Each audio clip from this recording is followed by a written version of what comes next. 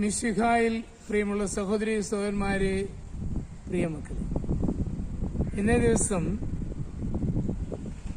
പൗലോസ് റോമാക്കാർക്ക് എഴുതിയ ലേഖനം 5-ാം അധ്യായം 17-ാമത്തെ വാക്യം, ഒരു മനുഷ്യന്റെ പാപത്താൽ ആ മനുഷ്യൻ മൂലം മരണമാധിപത്യം നടത്തിയെങ്കിൽ കൃപയുടെയും നീതിയുടെയും ദാനത്തിന്റെയും സമൃദ്ധി സ്വീകരിക്കുന്നവർ ഈശോ മിശിഹ എന്ന ഒരു മനുഷ്യൻ മൂലം എത്രയോ അധികമായി ജീവനിൽ വാഴും.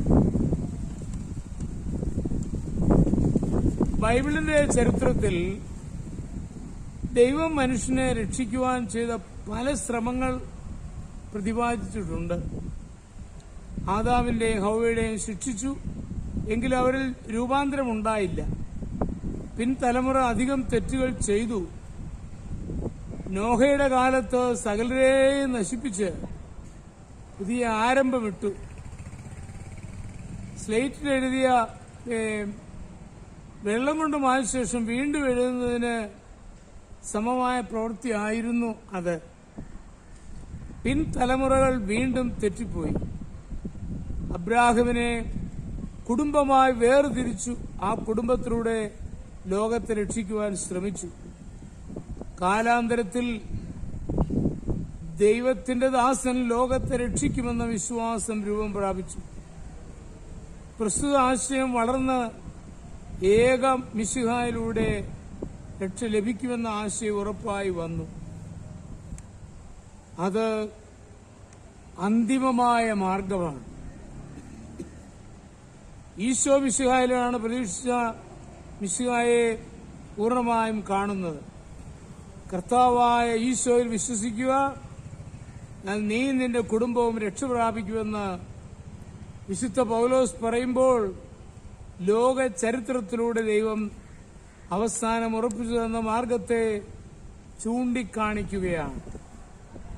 ഉയർത്തെഴുന്നേറ്റ ഈശോ സ്ഥലകാലങ്ങൾക്കതീതനായി ജീവിക്കുന്നു. തന്റെ സർവ്വവ്യാപിയാണ്. തന്റെ വിശ്വാസികൾ എവിടെ പോയാലും അവരോടുകൂടെ താനും ഉണ്ടായിരിക്കും. നമ്മെ ഓരോരുത്തരെയും പേരുപേരായി അറിയുന്നു. സ്വർഗത്തിലും ഭൂമിയിലുള്ള സകല അധികാരവും തനിക്കുണ്ട്. ആ ഈശോ ഈ ജീവിതകാലത്തും മരണാനന്തര ജീവിതത്തിലും നമ്മെ രക്ഷിക്കുന്നു. മരണ യോർദാൻ കടന്ന ശേഷം നമ്മുടെ ഇടയിൽ മടങ്ങി വന്നിരിക്കുന്ന ഈശോയിൽ ആശ്രയിക്കുന്നവരെ സുരക്ഷിതമായി ഈ ജീവിതകാലത്ത് കാക്കുകയും അക്കരെ നാട്ടിലെത്തിക്കുകയും ചെയ്യും. ഈശോയുടെ പ്രേരണ ലഭിച്ച വ്യക്തികളാണ് ലോകത്തിന്റെ പ്രത്യാശ. നമ്മുടെ കർത്താവ് ഈശോ മിശിഹായുടെ കൃപയും പിതാവായ ദൈവത്തിന്റെ സ്നേഹവും പരിശുദ്ധാത്മാവിന്റെ സഹവാസവും പരിശുദ്ധ അമ്മയുടെ മധ്യസ്ഥതയും നിങ്ങളെല്ലാവരോടും കൂടി ഉണ്ടായിരിക്കട്ടെ, എപ്പോഴും എപ്പോഴും എന്നേക്കും. ആമേൻ.